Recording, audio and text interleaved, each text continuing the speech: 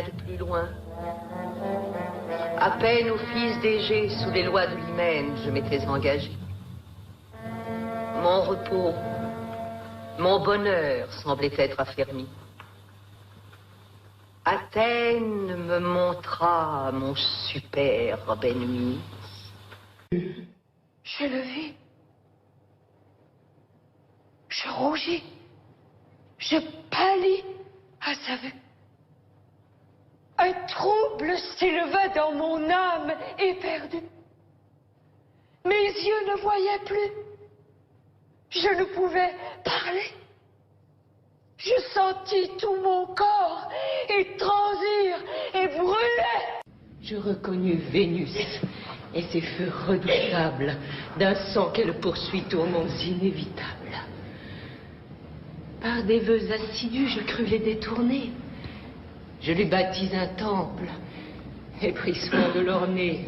De victimes moi-même, à toute heure entourée, je cherchais dans leurs flancs ma raison égarée d'un incurable amour, remèdes impuissants. En vain sous les autels, ma main brûlait l'encens quand ma bouche implorait le nom de la déesse.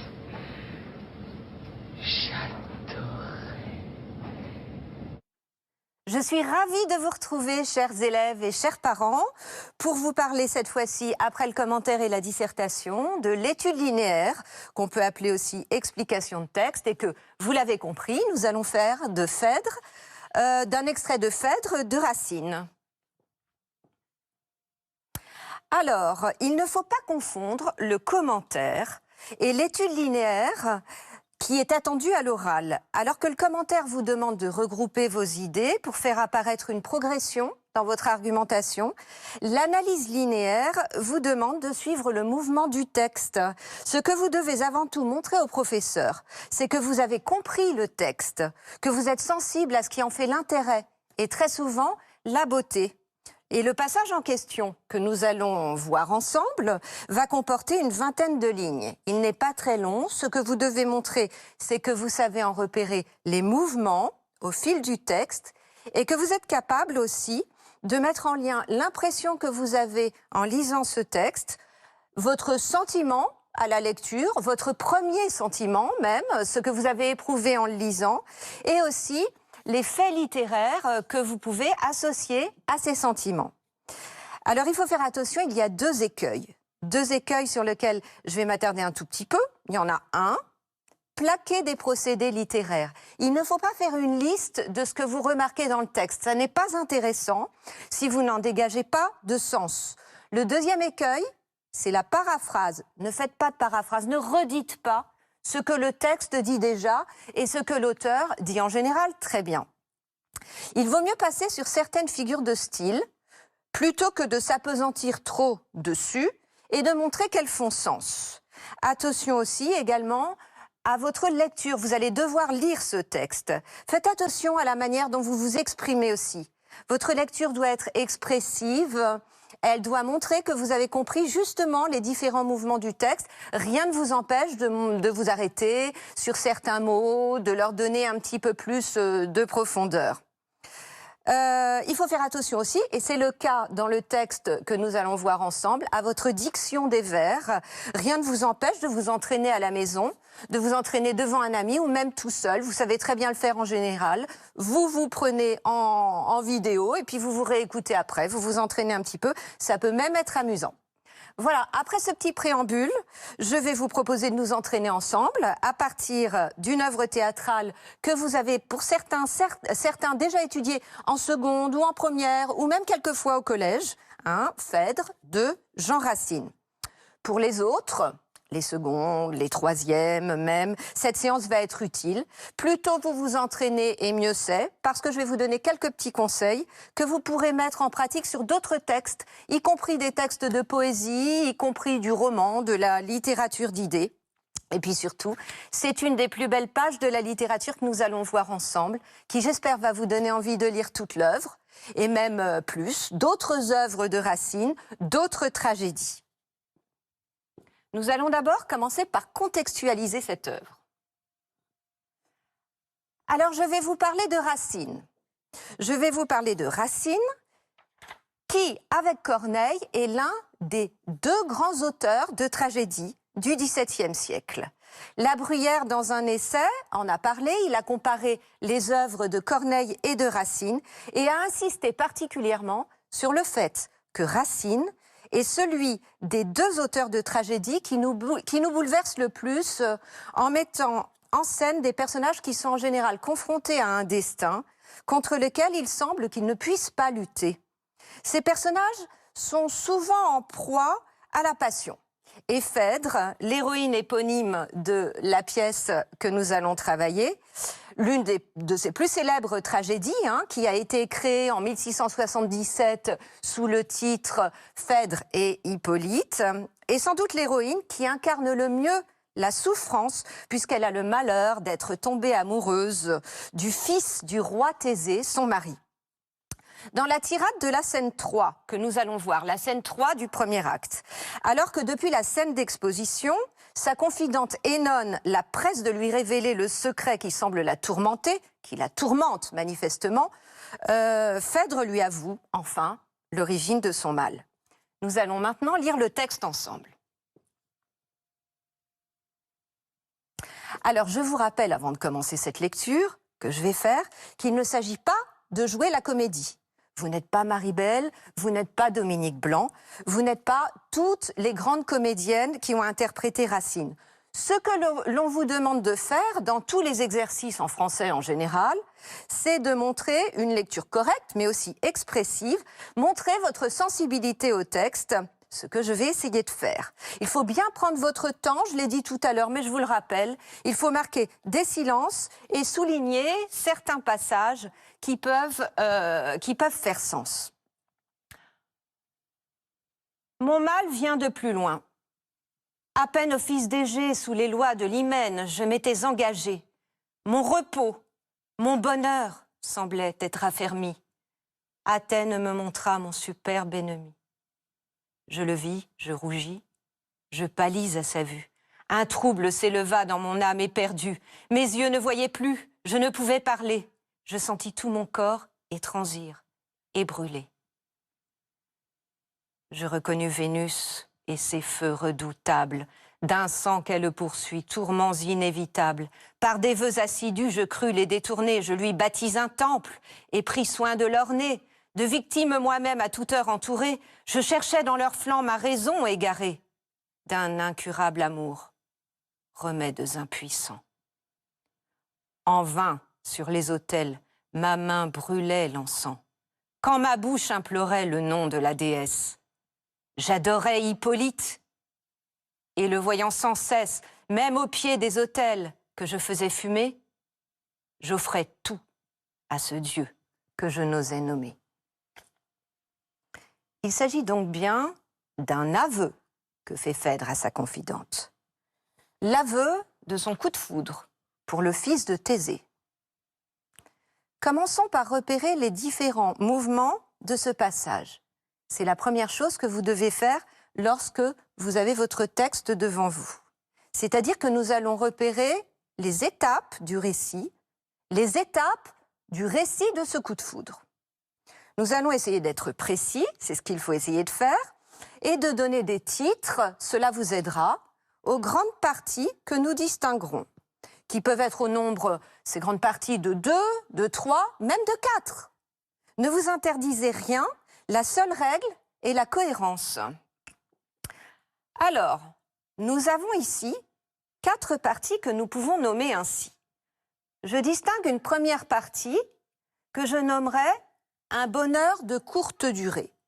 C'est le moment où Phèdre évoque son mariage avec Thésée, un bonheur qui n'a pas duré très longtemps.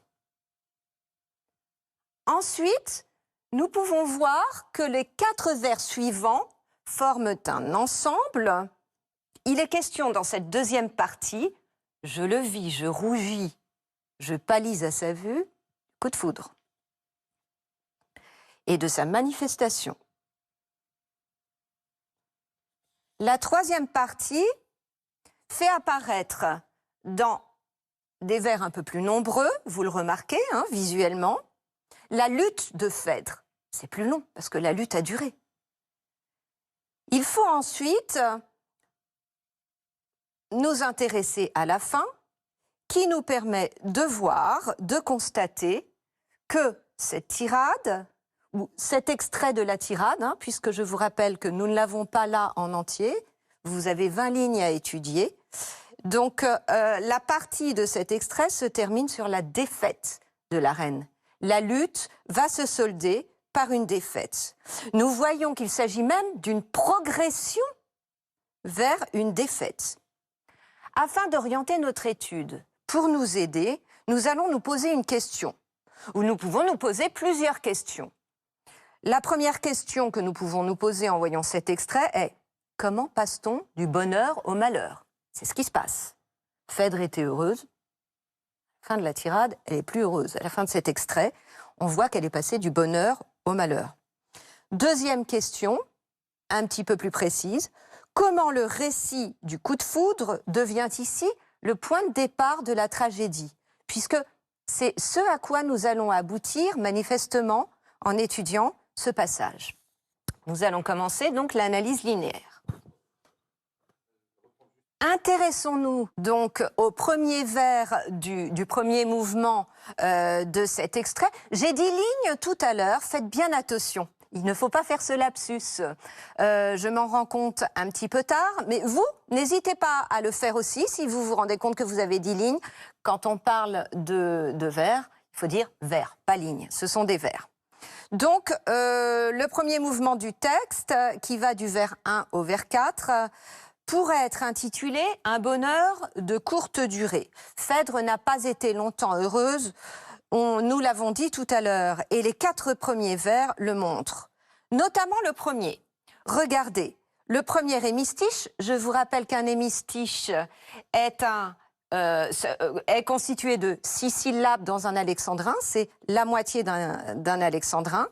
Il constitue, mon mal vient de plus loin, une introduction qui montre un retour dans le passé lointain, comme le montre l'adverbe « loin », qui est mis en relief à la césure, c'est-à-dire à la coupure que l'on entend à l'oral dans le vers.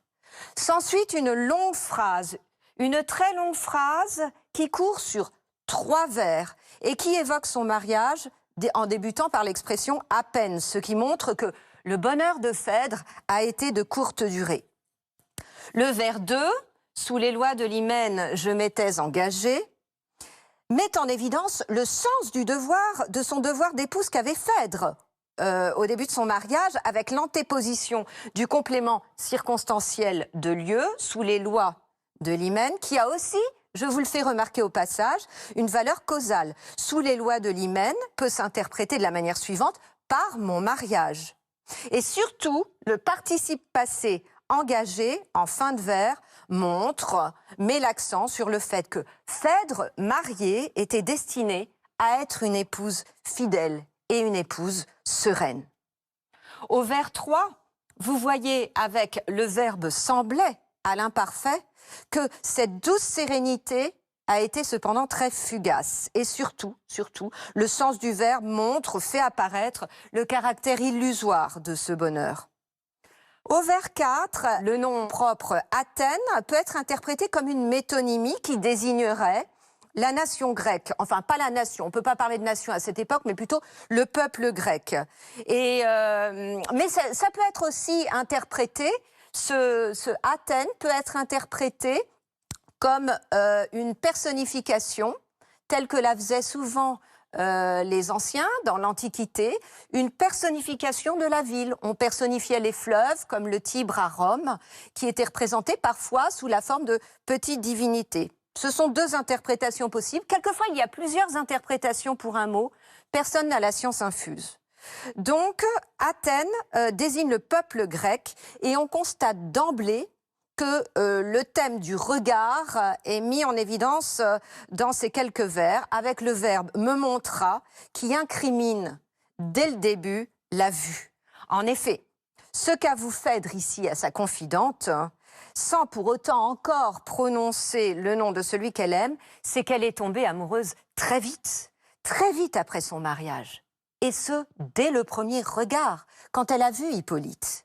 D'ailleurs, la périphrase « Mon superbe ennemi », loin d'atténuer la présence du jeune homme, théâtralise complètement son irruption dans le discours de Phèdre, en fin de vers, puisqu'il est désigné à la fois par sa valeur guerrière, l'adjectif superbe signifiait fier et orgueilleux au XVIIe siècle, mais aussi par le terme d'ennemi, puisque, en effet, il incarne bien le danger pour Phèdre, et le danger dans toute sa splendeur.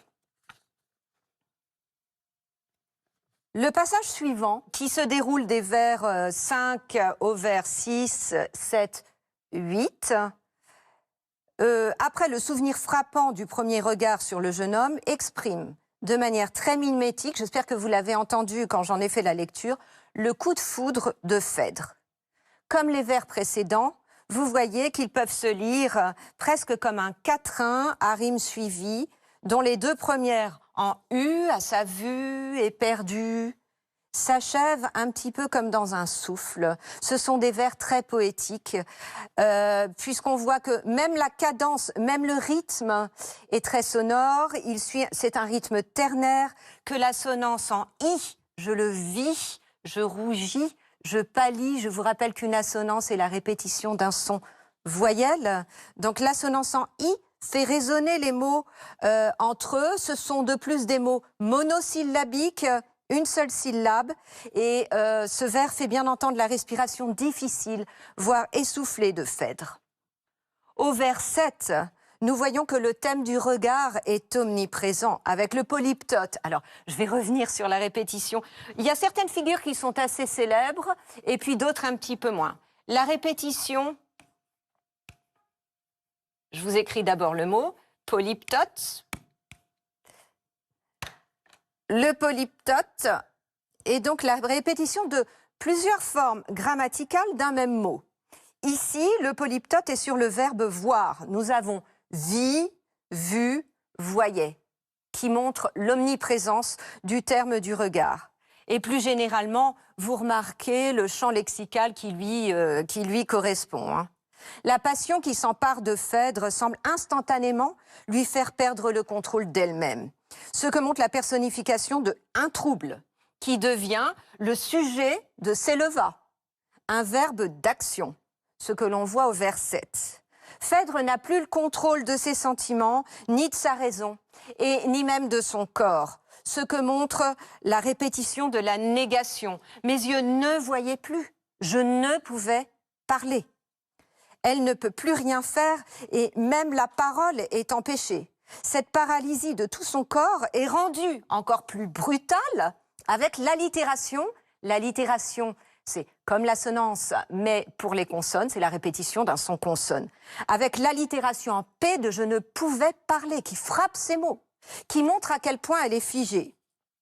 Le seul verbe finalement dont elle est le sujet est un verbe qui exprime ses sensations. Je sentis tout mon corps étransir et brûler. Elle ne réfléchit plus, elle éprouve. Comme les poètes baroques du début du siècle, elle évoque un amour qui atteint tous ses sens. De la vue, de l'ouïe, avec la parole, elle passe progressivement même au toucher, avec pour finir les termes parallèles étransir et brûler, qui montre dans un oxymore, l'oxymore, encore une figure, hein, est un rapprochement de deux termes contradictoires, comme l'antithèse, mais quand ce rapprochement se fait de plus près, l'oxymore. Donc, ce étransir et brûler qui constitue un oxymore montre le passage brutal des sensations de très froid. Transir, c'est avoir très froid, à très chaud, avec brûler dans son corps. Encore une fois, c'est la poéticité du vers hein, qui nous fait éprouver presque les mêmes frissons que ceux qu'éprouve Phèdre. Ici, l'allitération en R semble reproduire les tremblements inquiétants éprouvés par la reine. Après avoir évoqué toutes les manifestations corporelles, physiques du coup de foudre qui l'a frappé, Phèdre évoque le moment où, reprenant ses esprits, elle a essayé de lutter contre cette passion dévastatrice, ce que nous allons pouvoir constatée à partir du vers 9, qui me conduit à examiner le troisième mouvement de cet extrait. Des vers 9 au vers 14, nous pouvons constater, avec le verbe reconnu, que Phèdre commence à essayer d'analyser ce qu'elle éprouve, mais à partir de ses repères mythologiques. Elle semble avoir trouvé une explication. La malédiction qui a frappé sa famille. Vous savez peut-être, sa famille donc est ici désignée par une métonymie. La métonymie, le sang. Donc le sang, c'est le sang de sa famille. Cette malédiction, désignée par cette métonymie, existe depuis que son ancêtre, l'ancêtre de Phèdre, le Soleil, a surpris les amours de Mars et de Vénus. Vénus était mariée. Et dès ce jour fatal, la déesse, très vexée, vous savez comment sont les dieux de l'Olympe, la déesse de l'amour n'a cessé de tourmenter la famille de Phèdre. Et en désignant Vénus, Phèdre se place en victime du sort qui accable sa famille, donc, par la volonté des dieux. Cette passion serait une sorte de malédiction qui lui serait tombée dessus par la volonté des dieux. Cette volonté des dieux qui conduit ou qui précipite les hommes vers leur destin, souvent malheureux, toujours malheureux dans la tragédie, c'est ce qu'on appelle le fatum. Je l'écris ici, c'est un terme latin.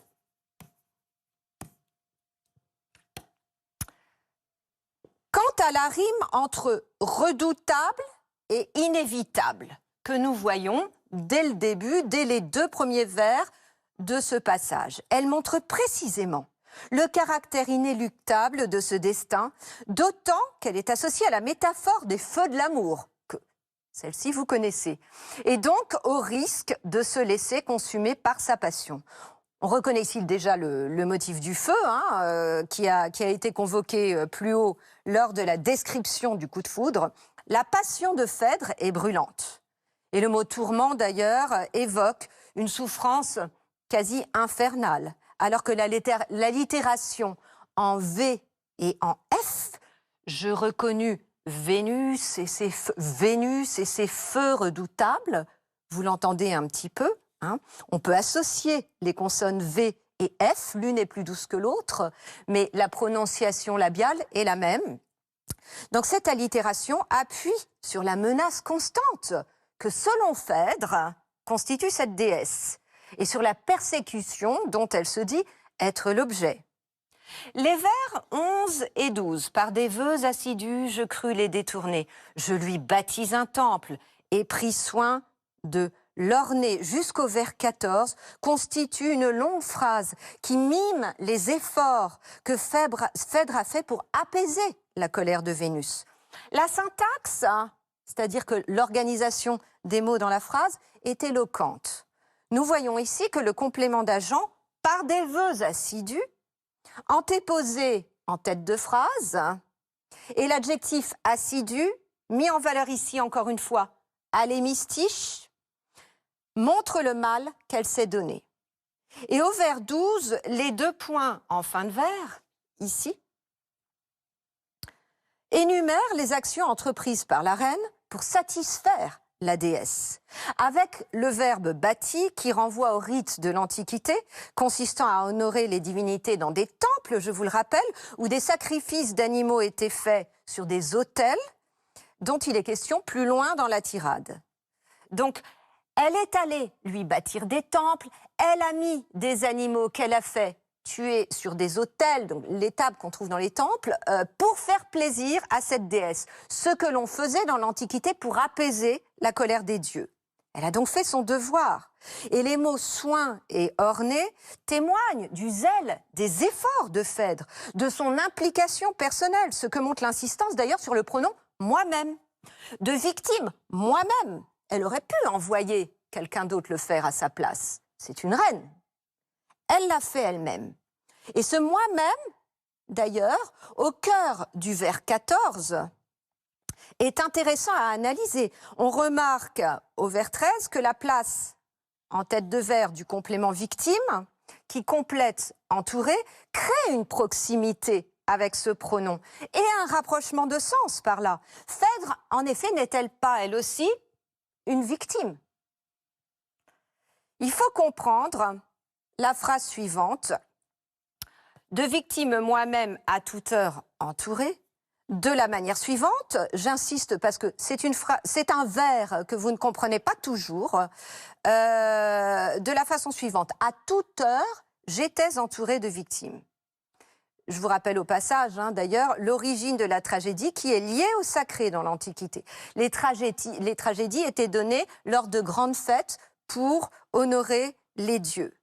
Donc voilà pour le thème du sacré qui intervient à ce moment-là et qui montre et qui vont marquer à partir de là un tournant dans l'aveu de Phèdre. L'aveu de Phèdre qui passe de l'aveu d'une passion à celui d'une lutte pour s'en défaire en honorant Vénus. Nous allons passer au constat de la défaite de Phèdre.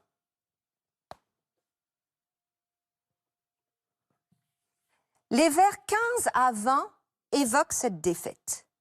Cet amour que l'adjectif incurable associé au substantif remède définit comme une maladie est dépeint comme un mal. Un mal qui était le terme utilisé au tout début de la tirade de Phèdre et une maladie contre laquelle finalement aucun effort humain ne peut rien. D'ailleurs, les préfixes négatifs, incurable, impuissant, appuient dans une même sonorité sur la stérilité de cette démarche. Et l'expression en vain, au vers 16, en vain sur les autels en tête de verre, montre bien qu'aucune offrande à Vénus, ni dans les actes, ce que l'on voit avec la métonymie « ma main brûlait l'encens », il s'agit ici d'un rite d'adoration des dieux dans l'Antiquité. Les gens mettaient de l'encens devant les idoles ou les statues des dieux. Ni dans les mots, avec l'expression parallèle « ma bouche implorait le nom de la déesse », n'ont aucun effet. Donc, ni les actes, ni les mots. D'ailleurs, nous remarquons que Phèdre n'implore pas la déesse, mais elle implore son nom, implorait le nom de la déesse, et non pas implorait la déesse. En voilà que ces gestes ou ces paroles ne sont pas, finalement, le fait de Phèdre, sincère et tout entière, mais de partie d'elle, qui voudrait lutter. La preuve en est le vers 18, qui constitue le cœur de l'aveu de Phèdre. « J'adorais Hippolyte ». Voilà son aveu enfin. Il est là, l'aveu de Phèdre. Il arrive à la fin. Il n'était pas facile à faire, puisque cet aveu intervient après qu'Énone, sa confidente, a insisté longtemps, pendant toute la scène d'exposition, pour le lui faire avouer le mal qui la tourmentait. Pour la première fois de la pièce, en effet, Phèdre prononce ici le nom de celui qu'elle aime. Et quand elle le fait, c'est d'elle tout entière qu'elle parle, puisqu'elle peut enfin dire « je », contrairement aux deux vers qui précèdent. La phrase est simple et montre la vérité nue dans un hémistiche parfait où l'on entend d'une part en 3 syllabes le verbe « j'adorais » et de l'autre l'objet de cet amour, Hippolyte. Détaché par l'absence de liaison que demande le H initial. L'idole que vénère Phèdre dans le temple, ce n'est pas Vénus, c'est Hippolyte. Elle dit Vénus, mais elle pense, elle fantasme même, vous pouvez le dire, Hippolyte. Et ce qu'elle fait pour se détacher de lui le rend encore plus obsédant. On remarque enfin que la conjonction de coordination et après la césure semble témoigner de la volonté de Phèdre de prolonger l'évocation du jeune homme sur les 3 vers qui ferment cet aveu, constituant ainsi, malheureusement, un constat d'échec, d'impuissance. Elle-même semble horrifiée par l'état dans lequel elle se trouve. Elle est anéantie par une passion interdite, mais aussi par la lutte pour ne pas céder, une lutte fatigante, une lutte longue, et surtout par la conscience finale qu'elle manifeste dans le dernier vers, elle est même devenue une impie. Dans les 2 derniers vers, que les mots à la césure « autel » et « Dieu » placent sous le signe du sacré, force est de constater que Phèdre n'a plus aucun sens des réalités. Comme en témoigne d'ailleurs le glissement qui s'est fait progressivement dans son esprit, qui confond désormais Hippolyte et un dieu, que le démonstratif « ce » semble encore sublimé. Dans cette guerre menée contre la passion, Phèdre semble ainsi avoir perdu à la fois son sens moral, sa piété et sa raison, ce qui fait d'elle certes une héroïne terrible et effrayante. Mais les efforts pathétiques que suggère l'expression finale « même au pied des autels », révèlent une lutte acharnée, finalement l'impossibilité de s'exprimer avec la relative « que je n'osais nommer » et qui laisse entendre, associée à l'allitération très douce en « haine que je n'osais nommer », une plainte qui entraîne le spectateur vers la pitié. Pour récapituler, puisque nous arrivons à la fin de cette analyse linéaire, je vais revenir sur les points essentiels qui pourraient apparaître dans la conclusion. Je vous rappelle que la conclusion est le lieu où vous devez dans un premier temps faire un bilan de ce que vous avez montré en rapport avec la question que vous vous êtes posée au début, dans l'introduction, et puis une ouverture est bienvenue. Si vous devez étudier une œuvre intégrale, ce qui est souvent le cas, vous pouvez ouvrir sur la suite du texte, sur la fin du texte, et rien ne vous interdit d'ouvrir à d'autres œuvres du même auteur. Deux ouvertures sont tout à fait possibles. Alors ici, je vous propose de voir dans un premier temps que nous avons bien assisté ici à un aveu tragique qui met en scène une héroïne suscitant terreur et pitié, comme ce que veut la tragédie. La tragédie, selon Aristote, doit susciter terreur et pitié. Mais nous avons aussi assisté à un aveu, à une scène, à un passage qui va susciter l'intérêt du spectateur, se demandant comment et si Phèdre va résister à cette passion dévastatrice, ou si, ce que sa maudite hérédité laisse présager, elle est condamnée à subir son destin. Mais cette ouverture que je vous propose est une ouverture moderne, puisqu'en réalité, dans la tragédie, dans l'Antiquité, les Grecs savaient très bien quelle était l'issue de cette tragédie. Mais ils avaient envie de la voir. L'intérêt de la voir, c'est un autre aspect qu'il faut comprendre pour comprendre la définition de la tragédie, est d'éprouver la catharsis, la purgation des passions, c'est-à-dire voir quelque chose de tellement horrible qu'on n'a pas envie de le reproduire. Et c'est ce qui se passe ici.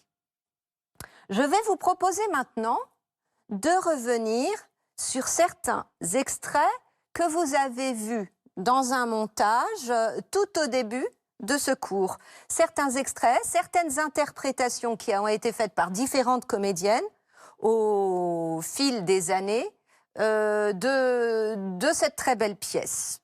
Alors, vous allez voir que les interprétations sont différentes d'une époque à l'autre. Je vous laisse réfléchir avant de les revoir à une interprétation possible et nous en parlerons ensuite.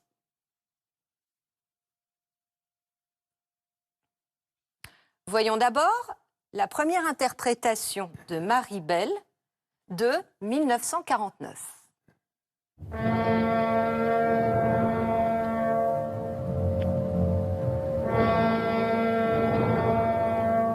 Mon mal vient de plus loin. À peine au fils d'Égée, sous les lois de l'hymen, je m'étais engagé. Mon repos, mon bonheur semblait être affermi. Athènes me montra mon superbe ennemi. Alors, vous voyez que l'interprétation de Maribel est très solennelle. Le noir et blanc y contribue, certes, mais on la voit se déplacer très lentement, de manière presque spectrale. Elle est inquiétante, elle est mystérieuse, Ce que montre évidemment la mise en scène qui est filmée, hein, de sa main en gros plan, avant de la faire apparaître avec des bagues. C'est une femme fatale qui a été mise en scène ici. Qui rappelle d'ailleurs une autre héroïne à laquelle vous pourriez penser, Médée de Corneille. On voit ici une femme mystérieuse, impressionnante, une sorte de reine maléfique qui peut tout, qui n'a pas besoin de se déplacer pour terrifier, qui s'assied, à qui on pourrait presque attribuer des caractéristiques de déesse. Alors voilà pour l'interprétation de Maribel, la première interprétation que nous pouvons faire de Phèdre. Pour finir avec Maribel, vous remarquez aussi la spécificité de sa diction, qui est très articulée, elle marque chaque syllabe. C'est la manière dont on disait les vers à l'époque, presque scandés, très détachés, très solennels. Cela contribue à lui donner ce caractère impressionnant. Je vais maintenant vous montrer une interprétation beaucoup plus récente, une interprétation de Valérie Dréville, mise en scène par Luc Bondy. Eh bien, je vous laisse la regarder, nous en parlerons ensuite. Je reconnus Vénus et ses feux redoutables d'un sang qu'elle poursuit aux mondes inévitables. Par des vœux assidus, je crus les détourner. Je lui bâtis un temple et pris soin de l'orner. De victimes moi-même, à toute heure entourée, je cherchais dans leurs flancs ma raison égarée d'un incurable amour, remèdes impuissants. En vain sous les autels, ma main brûlait l'encens quand ma bouche implorait le nom de la déesse.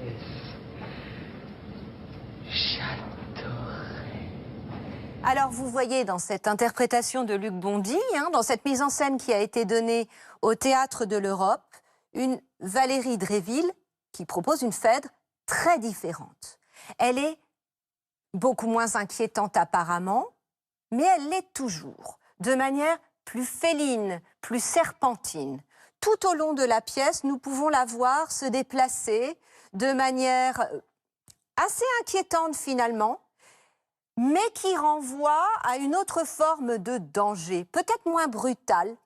Mais si vous regardez son expression, et moi j'ai vu la pièce dans son intégralité, elle paraît beaucoup plus folle.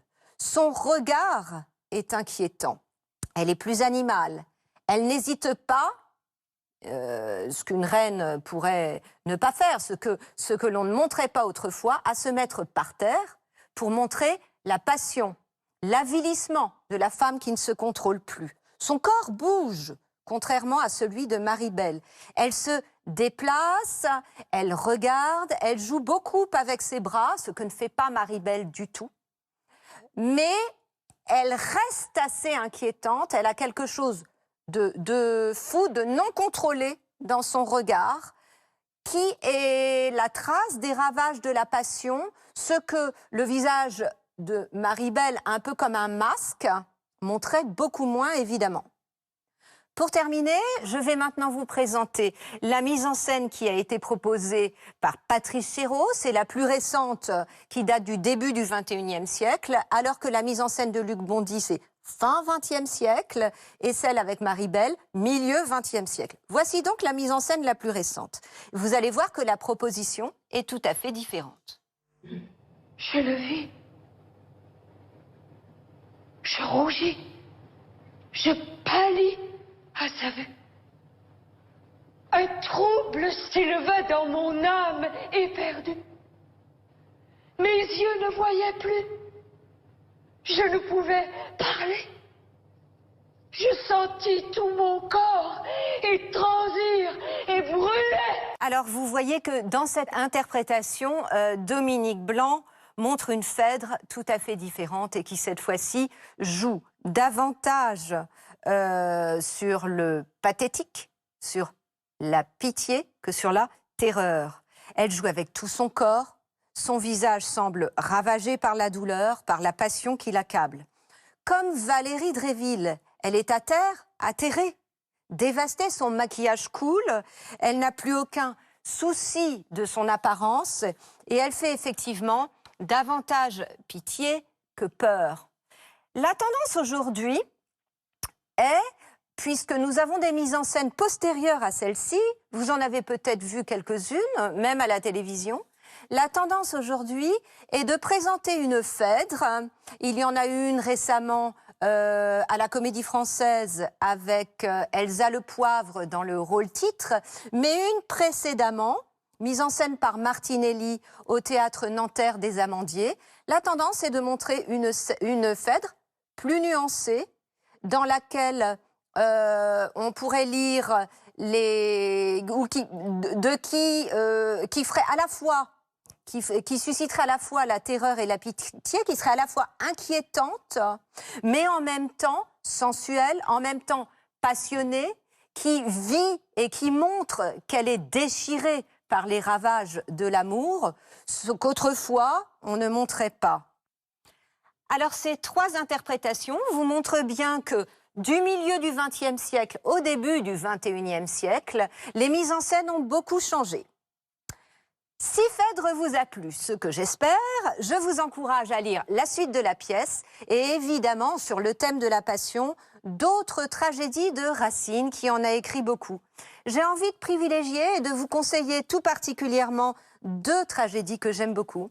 Andromaque, sur la perte de l'être aimé, puisque vous savez que Hector, le mari d'Andromaque, est mort à la guerre, tué par Achille, mais c'est Pyrrhus, le grec, qui demande à Andromaque de l'épouser, en échange de quoi il laissera la vie du fils qu'elle a eu avec Hector, Astyanax, sauve. Elle est donc déchirée par ce choix à faire. Elle doit soit épouser son ennemi et sauver son fils, ou ne pas l'épouser, mais perdre son fils. Il y a aussi Bérénice. Vous pouvez lire Bérénice. Bérénice évoque une histoire d'amour impossible qui partait bien. Titus est amoureux de Bérénice, Titus roi de Rome, mais comme il est roi de Rome et qu'elle n'est pas romaine, il ne peut pas l'épouser. Il doit donc faire un choix entre son devoir d'empereur et sa passion pour Bérénice. Je ne vous parle pas de l'issue de cette tragédie non plus. Mais vous pouvez tout aussi bien lire Corneille. Si vous aimez Corneille, Corneille, évidemment, dans le Cid, a lui aussi beaucoup parlé de ces déchirements de l'être. Et je vous encourage à lire toutes les pièces que vous pouvez, et de Racine et de Corneille. Je vous souhaite une excellente journée et je vous encourage aussi à aller sur le site de la Bibliothèque nationale de France, la BNF, sur Gallica, où vous trouverez tous les documents qui peuvent compléter cette étude linéaire. Bonne journée.